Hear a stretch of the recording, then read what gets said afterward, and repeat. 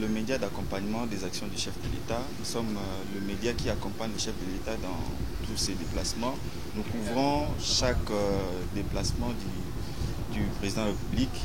Nous venons d'être reçus par le président de l'Assemblée provinciale parce que nous devions d'abord, parce que nous sommes arrivés ici à Kisangani, nous devons d'abord présenter nos civilités.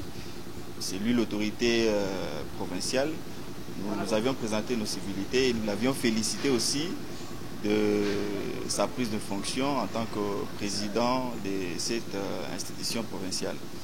Et aussi, nous avions voulu, en tant que jeunes, lui encourager de faire ce travail du développement de cette riche et grande province en lui promettant notre soutien et aussi en voulant lui octroyer un diplôme de mérite pour qu'il puisse continuer à faire ce travail qu'il fait toujours pour le développement de cette province. Voilà notre objectif de cette visite. Le président a été respectif, il a été très content de notre visite, il a voulu vraiment que nous puissions le soutenir comme nous le faisons. Et voilà un événement d'indemnisation des victimes de la guerre des 6 jours. C'est une grande activité que le chef de l'État va présider ici à Kisangani. Notre objectif est de faire la visibilité de cette activité, mais aussi faire la visibilité de cette riche et grande province. Merci. C'est un motif de fierté pour nous. Bonjour. Vous savez que ça n'arrive pas tous les jours de recevoir le chef de l'État chez soi. Et quand nous avons appris cette nouvelle de l'arrivée du chef de l'État ici, nous nous sentons plus qu'émus, mais aussi un sentiment de responsabilité face à cette nouvelle. Parce qu'un chef, quand il arrive, vous savez que ça implique beaucoup de choses. Beaucoup de choses, notamment que son arrivée, il faut se rassurer que tout va bien se passer, son accueil et tout. Il va dans le moindre détail. Vous remarquerez que toute la ville de Kisangani est mobilisée. Donc c'est avec enthousiasme que nous voulons vraiment les recevoir ici chez nous. Parce qu'au-delà de la période de la campagne, c'est difficile de les recevoir pour une visite et pour une activité dans la ville de Kisangani. Ce sera une première activité à proprement parler qui sera vraiment organisée ici en présence du chef de l'État. Cela fait 24 ans depuis que cette guerre s'est passée ici, précisément à Kisangani, mais le chef de l'État n'a pas voulu que cette guerre puisse passer comme ça sans pourtant que ces victimes-là soient indemnisées. Mais aujourd'hui, il a décidé avec son gouvernement que ces victimes puissent être indemnisées. Vous, quel est le mot dont vous pouvez dire par rapport à ces grands cœurs qu'il a, le chef de l'État, afin de reconnaître ces gens-là qui ont souffert? D'abord, vous savez, le chef de l'État, c'est cet homme, ce Congolais qui a un sens d'humanisme, qui se soucie toujours de ses compatriotes. Vous remarquerez que quand l'un de ses compatriotes est affecté d'une manière ou d'une autre, au-delà de cet aspect ici de la guerre, vous remarquerez qu'il est toujours présent. Toujours. Il est toujours là où les gens sont en train de souffrir sur des places difficiles. Ce qu'a vécu la ville de Kisangani, notamment en 1998, en 2000, 2001, 2002, c'est vraiment resté sous forme d'un choc pour cette population. Cette population qui est restée dans un traumatisme qui a longtemps duré et qui se sentait quasiment abandonnée. On a eu à organiser plusieurs activités de revendication, de marches, même moi-même, quand j'étais encore dans la société civile, j'étais parmi les organisateurs, pour revendiquer à ce que notre population puisse être rétablie à ses droits, que les victimes puissent être rétablies dans leurs droits. Et aujourd'hui, nous sommes contents. Nous sommes contents que cela est en train de se concrétiser grâce à la bataille qu'a menée le chef de l'État, notamment au travers des procès qui nous a engagés face, qui nous a opposés face à l'Ouganda, où on a bénéficié de cette somme où l'Ouganda va verser chaque année sur ces 5 millions pour les dégâts causés dans notre pays, et plus particulièrement dans la région est ici, entre autres dans la ville de Kisangani, qui a été victime de la guerre des 6 jours, plus de 6600 bombes. Avait été de ces faits largués dans notre ville, faisant des milliers de victimes. Nous nous sentons réconfortés, nous nous sentons consolés, parce que nous sommes les représentants de cette population, nous sommes présidents de l'Assemblée provinciale. Au nom de cette population, c'est seulement nous pouvons exprimer un sentiment de gratitude vis-à-vis du chef de l'État, un sentiment de reconnaissance. Et nous voyons que personne d'entre nous ne restera indifférent face à ça. Et je crois que lui-même verra cela au travers l'accueil que la population de Kisangani, en particulier de la province de la Tchoufa en général, va lui réserver. Donc nous sommes vraiment touchés et marqués positivement par ces gestes.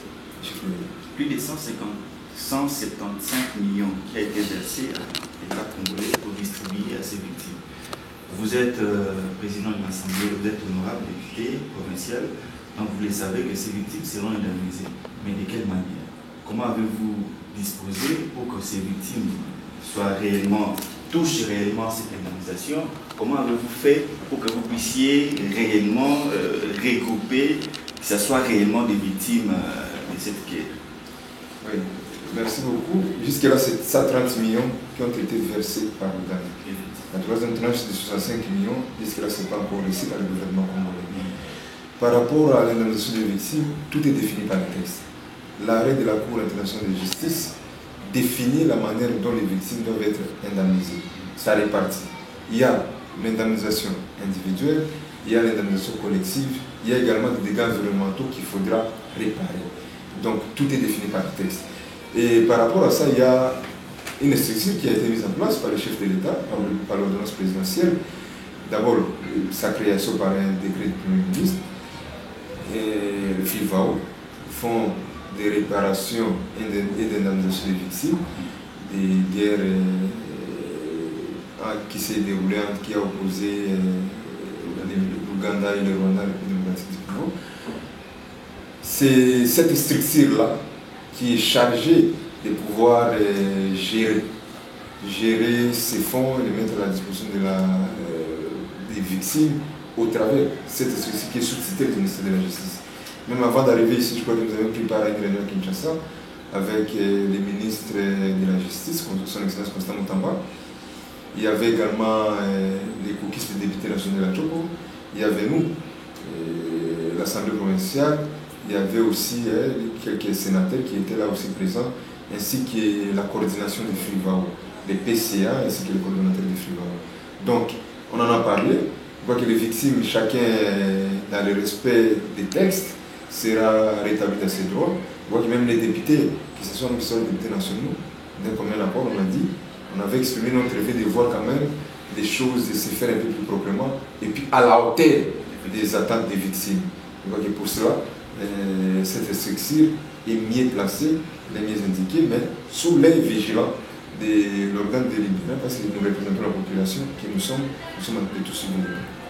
Voilà, vous êtes le représentant de cette population.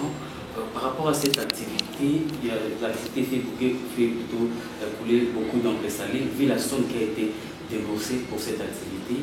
Il y a assez de l'opposition qui réagissent par rapport à cette somme. Dans quel aspect placez-vous cette activité étant politique?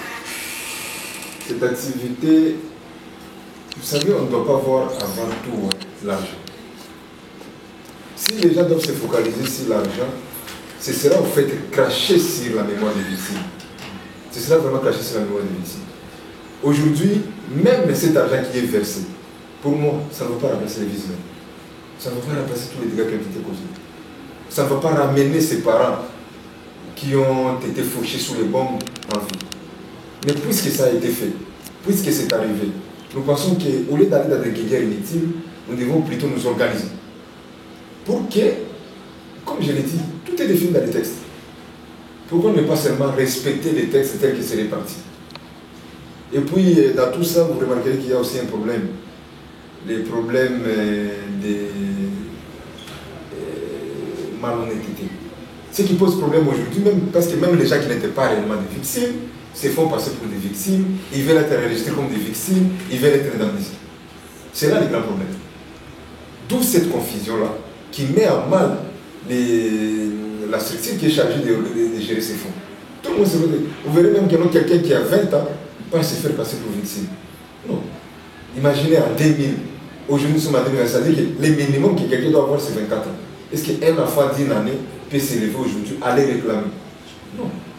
Ça veut dire qu'il y a ce comportement aussi malsain de la part congolais, comme toujours, que nous pensons avec la procédure qui a été mise en place, les choses seront faites proprement et que chacun sera rétabli à ses droits, chacun sera indemnisé à la hauteur des dégâts qu'il a eu à subir. Merci beaucoup. Honorable, par rapport à l'arrivée du chef de l'État, vous comme élu de la ville de Kisangani, quel message avez-vous pour adresser à la population de la ville de Kisangani? Par rapport à l'arrivée du chef de l'État, à la population de Kisangani, comme élu de la ville de Kisangani, mais aussi comme dénommé de la première institution provinciale, à toute la population de la Tchoko, nous leur demandons de réserver un accueil digne, un accueil délirant au chef de l'État, de se mobiliser massivement. Parce que le chef de l'État, au-delà de venir nous honorer pour cette activité, nous a honoré en nommant 4 de nos fils et filles dans le gouvernement de la République. C'est un honneur. Ça veut dire que le chef de l'État a énormément de la considération pour la population de la Tchoko, pour la population de Kisangani, pour notre province. Pour cela, nous prions donc à notre population de se mobiliser à tous les coins. Ce jour-là devra être le jour de son arrivée. Il faudra que ce soit une marée humaine jamais vécue dans la ville de Kisangani, dans la province de la Tchoko. Que tout le monde se mobilise et que nous puissions de ces fêtes-là honorer notre hôte pour qu'il se sente vraiment chez lui. Parce que la Tchoko c'est chez lui. Vous savez que la ville de Kisangani c'est la ville la plus hospitalière du pays, qui a toujours ici tout le monde. Mais là, ce n'est pas tout le monde, c'est les citoyens numéro 1 du pays, c'est les numéro 1 de tous les Congolais à qui nous devons vraiment rendre des hommages de son vivant, qui se sentent aimés, comme nous l'avions fait. Nous l'avions exprimé cela au travers des îles, par nos suffrages, parce que vous savez que le chef de l'État a été élu massivement dans la ville de Kisangani. Si vous ne le savez pas aussi, la province de la Tchoko n'a aucun député de l'opposition. Les 29 députés provinciaux de la Tchoko sont de l'Union sacrée. Les 17 députés nationaux sont tous de l'Union sacrée. Ça veut dire que vraiment ici c'est les bastions du chef de l'État. Donc, il doit vraiment se sentir très à l'aise parce qu'il sera accueilli à la hauteur de l'événement. Merci beaucoup. C'est moi le remercie. On nous une dernière photo.